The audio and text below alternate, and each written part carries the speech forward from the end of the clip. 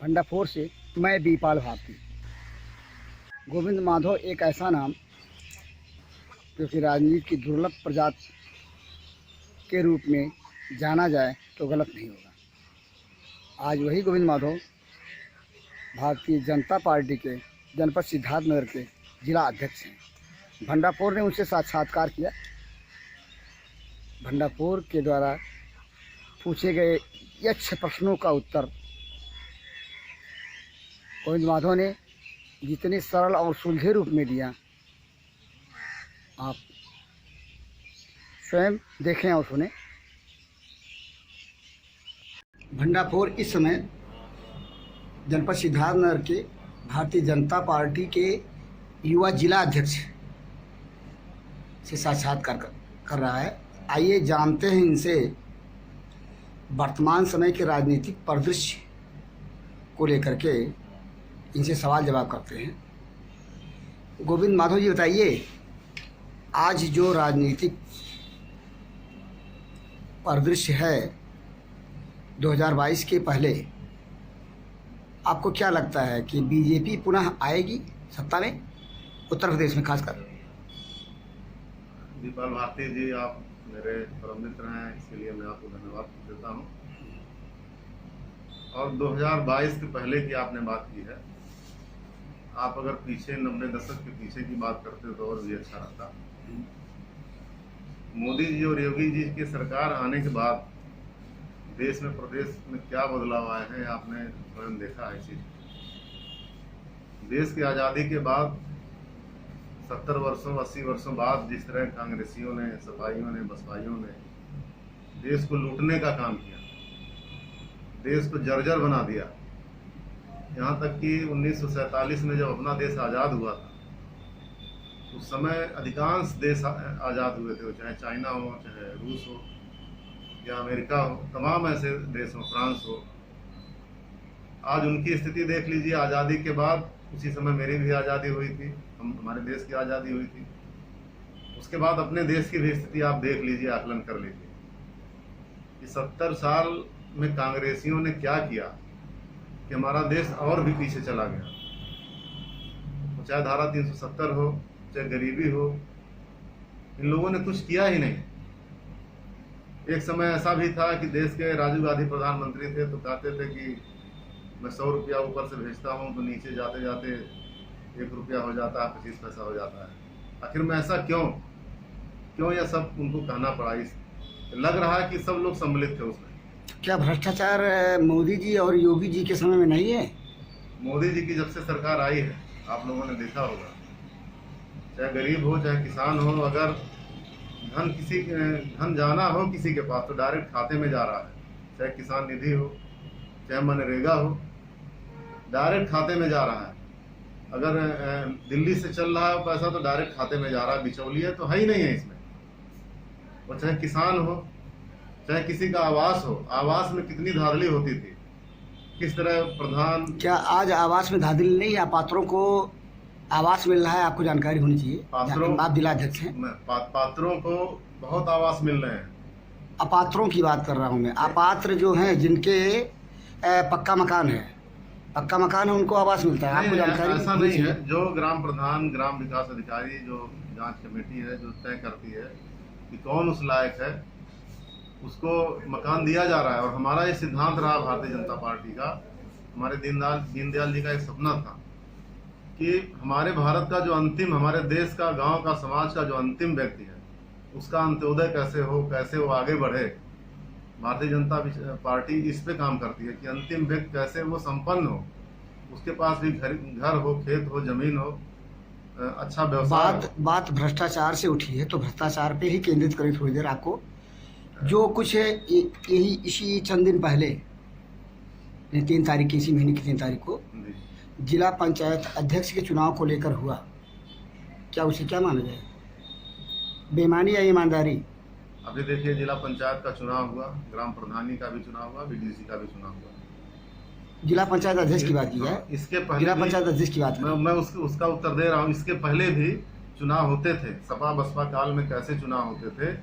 20 वर्षों बाद जिला पंचायत अध्यक्ष की कुर्सी के लिए नामांकन हुआ और मत पड़े, बीच में 20 वर्षों तक लगातार, चाहे सपा की गवर्नमेंट रही हो चाहे बसपा की गवर्नमेंट रही हो, एक ही व्यक्ति नामांकन करता था, वही जिला पंचायत अध्यक्ष हो जाता था। और यही नहीं, बसपा के समय में भालचंद्र यादव बसपा के नेता थे, जबरदस्ती जो भाजपा की जो प्रत्याशी थी उसके समर्थक को सरेआम दिन दहाड़े, आप पत्रकार भाइयों ने भी इस चीज को वीडियो बनाया होगा, सरेआम उठा ले गए थे। जिला पंचायत सदस्य दुबे फैमिली के साथ जो कुछ हुआ, जनपद सिद्धार्थनगर की बात की जा रही है, क्या उसे ये माना जाए कि जो विपक्ष है बीजेपी का, ये भ्रम की स्थिति में डाल करके सत्ता पक्ष का नहीं, कोई उंगली उठा रहा है? कोई भ्रम नहीं है। भारतीय जनता पार्टी की उम्मीदवार शीतल सिंह ने भी नामांकन किया और सपा की पूजा यादव ने भी नामांकन किया। लेकिन जो भी चुनाव की जो हमारी संवैधानिक जो भी नीति है, उसी के आधार पे वोट पड़े मत पड़े, हमारी भाजपा की शीतल सिंह चुनाव जीती। लेकिन आपका कहना है कि जो एक दुबे था, जो जिला पंचायत सदस्य था, उसको उसके जो घर पे क्या हुआ था, नल उखाड़ दिया गया, आप उसके सड़कों को कथित रूप से खोद दिया गया, ये क्या प्रशासन उसके बारे में आप जाने, आप उसके बारे में ऐसे जान लें कि अभी मेरे पास देवरिया, गोरखपुर, कई जगहों से लोग आए थे, और यहाँ तक मेरे सिद्धार्थनगर बीजेपी ऑफिस कार्यालय का कि जो रमेश पांडे जो जिला हमारे कार्यालय के प्रभारी हैं, जो डेली लगातार कार्यालय खोलते हैं, बंद करते हैं, सुबह आते हैं, शाम को चले जाते हैं, सपा के गवर्नमेंट में इसी दुबे ने, मोनू दुबे ने उनसे 50,000 रुपया लिया कि हम तुम्हें नौकरी दिलवाएंगे, और पैसा खा लिया, नौकरी नहीं दिलवाए। और इसके पहले गोरखपुर, देवरिया, कहाँ के लोग मेरे पास आए थे, जिनसे उसने लाखों रुपए लिए हैं नौकरी दिलवाने के नाम पे। और यही नहीं, उसने बाकायदे फर्जी तरीके से नियुक्ति पत्र भी दिया है। ये सारे आप डीएम साहब, कप्तान साहब के पास जाएंगे, सारे रिकॉर्ड उनके पास उपलब्ध हैं। तो बीजेपी उसके आपराधिक रिकॉर्ड रहे हैं। यहाँ तक कि लखनऊ में उसने एक अपराध किया था और सपा की गवर्नमेंट थी, तो अखिलेश यादव ने ही खुद FIR कराया था, उसकी भी रिकॉर्ड है। आप जाएं कप्तान साहब के ऑफिस में, तो सारे रिकॉर्ड आपको मिलेंगे। तो बीजेपी शासन ने तब जबकि भ्रष्टाचार और अपराध पे अंकुश लगा है आपके मुताबिक, और जिला प्रशासन के जिम्मेदार लोगों के नॉलेज में बात है, तो प्राथमिकी दर्ज कर कार्रवाई क्यों नहीं करती? ये कौन सा दबाव है? क्या राजनीतिक दबाव है? ये कार्रवाई की ही एक कार्रवाई जो हुई है, ये दर्ज हुआ तभी तो ये कार्रवाई हुई। ये क्या दर्ज हुआ?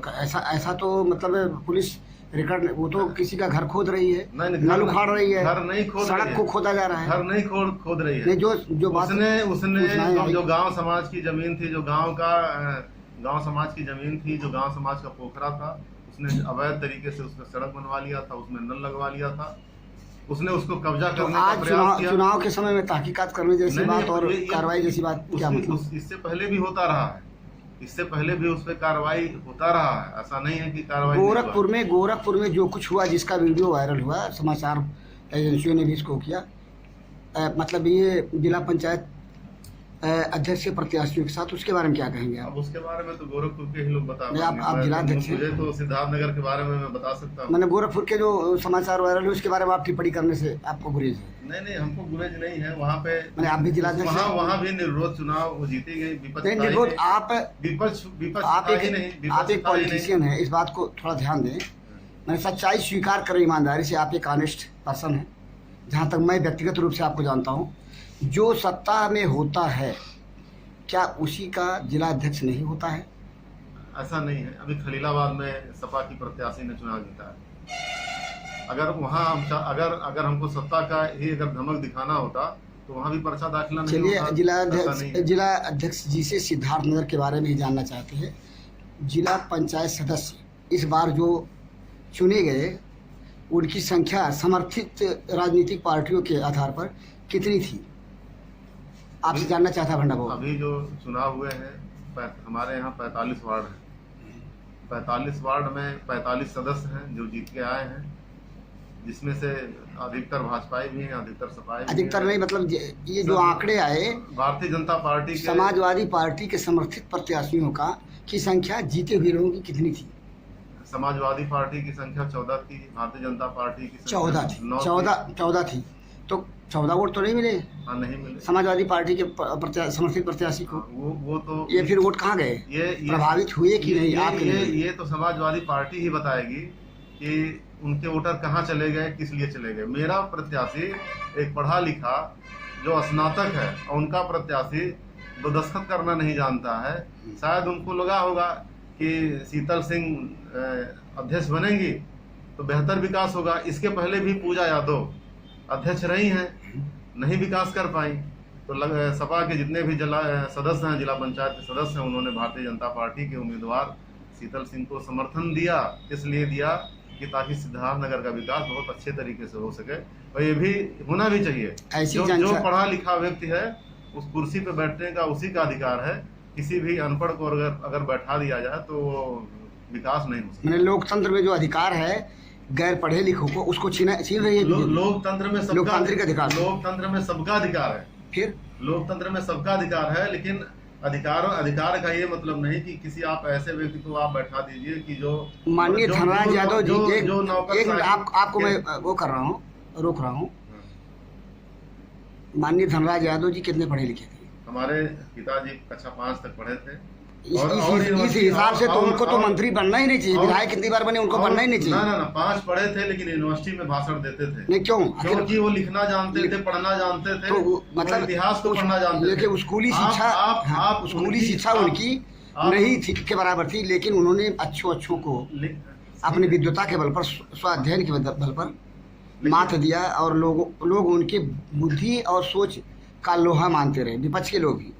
आप कह रहे हैं कि पढ़े लिखे लोगों को ही कुर्सी मिलनी चाहिए, क्या मतलब है? वो भी पढ़े लिखे थे, पढ़े लिखे स्कूली नहीं, कक्षा स्नातक का आपने हवाला दिया। आप मैं कह रहा हूँ क्या पूजा यादव अनपढ़ है? अनपढ़ है, वो पढ़ना लिखना नहीं जानती हैं, अंगूठा लगाती हैं। तो अंगूठा आपके अनुसार अंगूठा टेक वालों को चुनाव लड़ने का अधिकार नहीं होना चाहिए?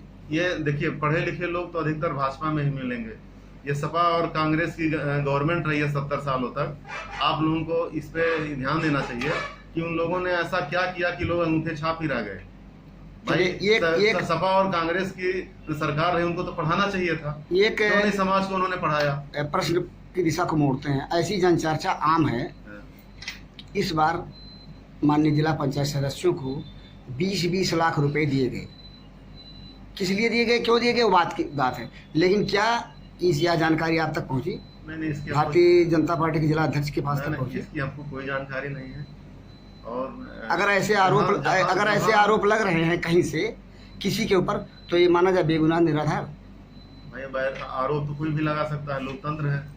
लेकिन हमको तो जानकारी नहीं है कि किसी ने 15 लाख 20 लाख रुपया किसी को दिया है या लिया है। ऐसा नहीं है। और भी सुनिए, मेरी गवर्नमेंट तो चाह रही है कि आने वाले समय में माननीय आपका आप कुछ कह रहे हैं, बॉडी लैंग्वेज कुछ और कह रहा है, जरा थोड़ा सा ध्यान दीजिए। भिंडापुर का कैमरा आपके बॉडी लैंग्वेज को भी कैच कर रहा है।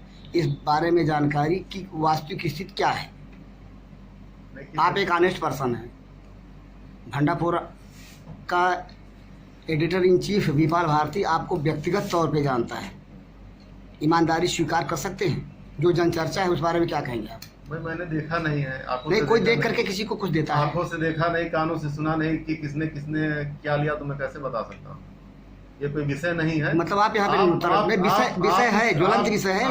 आप इस विषय पे अपनी मतलब राय। आप देखिए, ऐसा कुछ नहीं है। ऐसा कुछ नहीं है। इसके पहले क्या होता था सपा बसपा के गवर्नमेंट में? होता था जो मैं उसमें गोरखपुर में आप ध्यान दे, थोड़ा सा इतिहास को दोहराएं, इतिहास पे नजर डालें। गोरखपुर में वही दृश्य हुआ था सपा शासनकाल में, जो बीजेपी के शासनकाल में देखा गया। तो जो सत्ता में होता है वो अपनी वाली करता है, ऐसी जनचर्चा है। अब गोरखपुर का क्या विषय है, मैं तो था नहीं ना आपसे। जो समाचार एजेंसियों ने जो वीडियो दिखाए वो तो सही मानेंगे आप समाचार के माध्यम से इस विषय को रख रहे हैं। लेकिन सिद्धार्थनगर की जहाँ तक मैं बात कर रहा हूँ, साधना चौधरी जी भाजपा की पहली जिला पंचायत अध्यक्ष रही, भारतीय जनता पार्टी की रही। उस समय चुनाव हुआ था, मत पड़े थे, हमारी प्रत्याशी चुनी गई थी। उसके बाद बीच में कभी चुनाव हुए ही नहीं, और वो भी सपा बसपा के गवर्नमेंट के समय में। ये भारतीय जनता पार्टी की आज सरकार है कि सपा के लोगों ने भी नामांकन किया, भाजपा के लोगों ने भी नामांकन किया, और मत पड़े, मत के आधार पे हमारी भाजपा की प्रत्याशी चुनाव जीती। अब इसमें पैसे का लेन देन का कोई मामला नहीं आता, कहीं नहीं आता, किसी भी तरह से नहीं आता। ये भाजपा की देन है और भाजपा की जो रीत है, नीत है, हमारे जो कार्यकर्ता जो संस्कारित हैं, उसी आधार पे चुनाव हुआ, उसी आधार पे हम चुनाव जीते हैं और निश्चित उसी आधार पे सिद्धार्थनगर का हम विकास भी करेंगे। 2022 में क्या बीजेपी पुनः निर्वाचित होकर सत्ता में आ रही है? बिल्कुल आ रही है। आप लोगों ने देखा है, जब से हमारे प्रदेश के मुख्यमंत्री योगी जी बने हैं, आप लोगों ने देखा होगा कि जितने अपराधी थे, बड़े बड़े माफिया, या तो ऊपर चले गए या जेल में चले गए या तो प्रदेश से बाहर चले गए। ये अगर किसी की देन है तो हमारे मुख्यमंत्री जी की देन है। आज आप सड़क देख लीजिए, यही सड़क जो बस्ती से सिद्धार्थनगर जो अधूरी सड़क थी, इसके पहले जब अटल जी प्रधानमंत्री थे उनके कार्यकाल में शुरू हुआ था, बीच में जब कांग्रेस की सरकार आई वो सड़क अधूरी रह गई। आज जब हमारी भाजपा की सरकार बनी, मोदी जी देश के प्रधानमंत्री बने, आप देखिए, आपको बस्ती लखनऊ जाना हो तो 3 से 4 घंटे लगते हैं। ये भारतीय जनता पार्टी की देन है। आप गांव में रहते हैं, हम लोग गांव में रहते हैं। पहले सपा बसपा के शासनकाल में बिजली कितनी मिलती थी? 8 घंटा 10 घंटा मिलती थी, आज 20 घंटा लाइट मिल रही है। क्या ये माना जाए कि बीजेपी की ही यह देन है कि गैस इतना महंगा हो गया? गैस कहाँ महंगा हुआ? गैस महंगा हुआ? कहाँ महंगा हुआ? महंगाई जो कितना रेट? कांग्रेस के ये बताइए, कांग्रेस के समय में कितना हाँ। सिलेंडर का दाम कितना था? कांग्रेस के समय में 850 रुपए पे उन्होंने छोड़ा था और 834 रुपए आज का रेट है। और जो हमारे मोदी जी बने, बीच में 500, 600, 700 ऐसे रेट। सरसों के तेल की महंगाई के पीछे क्या कहेंगे? सरसों के तेल जो गरीब से लेकर के अमीर सब खाता है, कम हुए हैं, मान्यवर कम हुए हैं। दाम बढ़ा है, आप मानेंगे? 150 200 से घट करके 120 100 रुपए आ गए हैं। आप मार्केट में जाके पता करें। तो क्या इसको 120 सस्ता है? तेल खाने वाले तेल का रेट आपको सस्ता लगता है? आपको सस्ता लगता होगा, लेकिन गरीब को देखिए। जब हमारे किसान भाई सरसों का उत्पादन कर नहीं रहे हैं, बीज वो नहीं रहे हैं, तो कहाँ से लाएंगे हम? कहीं न कहीं से तो लाएंगे ही लाएंगे। मैंने ये बीजेपी बाहर से तेल मंगा रही है खाने वाला? बाहर से नहीं मंगा रही है, मध्य प्रदेश से आ रहा है, महाराष्ट्र से आ रहा है, जहाँ पे आ रहा है तो मैंने आ रहा है तो हमारे देश से ही, राजस्थान से आ रहा है, लेकिन फिर भी महंगाई पे बहुत नियंत्रण है। आज प्याज का दाम 20 रुपया 30 रुपया है, एक समय 100 रुपया 150 रुपया 200 रुपये किलो था। ऐसी चर्चा है लोगों के बीच कि शोहरतगढ़ विधानसभा से इस बार आपको बीजेपी टिकट देने की सोच रही है, आपको जानकारी है?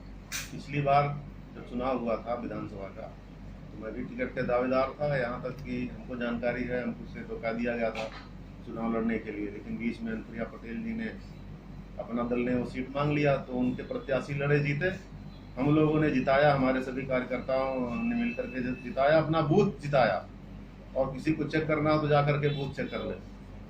और आने वाले समय में 2022 में निश्चित रूप से टिकट हम भी मांगेंगे। पार्टी प्रत्याशी बनाती है तो हम भी। यानी इस बात में दम है कि बीजेपी आपको विधानसभा शोहरतगढ़ के विधायक के रूप में उतारने को मन बना चुकी है? अगर भारतीय जनता पार्टी हमको टिकट देती है तो निश्चित मैं भी चुनाव लड़ूंगा 2022 में। और यदि नहीं देती है तो पार्टी का जो आदेश होगा मैं वो काम करूंगा। आपने सुना, देखा और समझा। जो प्रश्न भंडारपुर की तरफ से गोविंद माधव से किए गए, उस प्रश्न का उत्तर फसान के साथ और सुलझान के साथ उन्होंने कितनी बेबाक तरीके से दिया, 2 टूक शब्द में दिया। आप स्वयं इसका अवलोकन करें, सोचें समझें और स्वतः निर्णय लें। भंडारपुर की कोशिश यह थी कि गोविंद माधव से पूछे गए प्रश्न का उत्तर अपने दर्शकों तक पहुंचाने की।